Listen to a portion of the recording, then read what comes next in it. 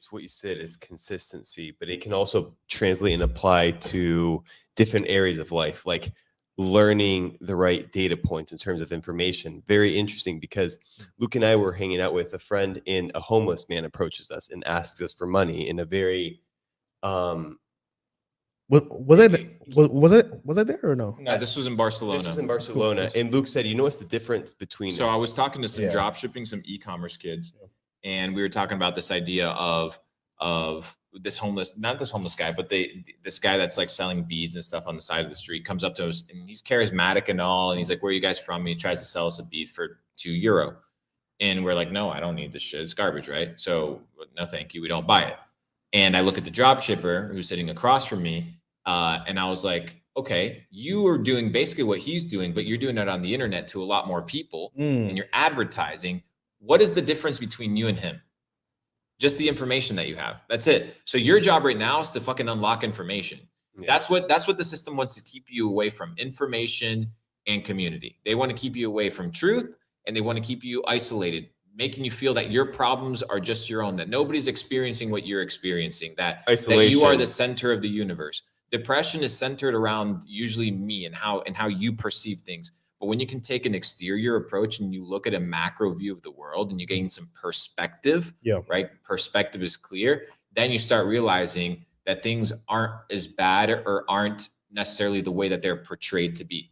So you can have a lot of control in decision making, but you need to be able to retrain yourself. You need to be able to re-educate yourself, and you are going to be indoctrinated either way. The question is, who is going to indoctrinate you? Is the system going to indoctrinate you, or are you going to be the one that says, I will indoctrinate myself with what I want to become? And you force yourself through self-indoctrination to go through a process where you automatically become somebody new. Ray says, I've been trying to gain knowledge from books and learn more through them. For some reason, I continue to overthink while reading, so don't gain nothing from them. Does meditation help? What else helps for reading? I mean, personally, from reading, bro. Yeah, go ahead. No, you got it, bro. I mean, learning how to learn.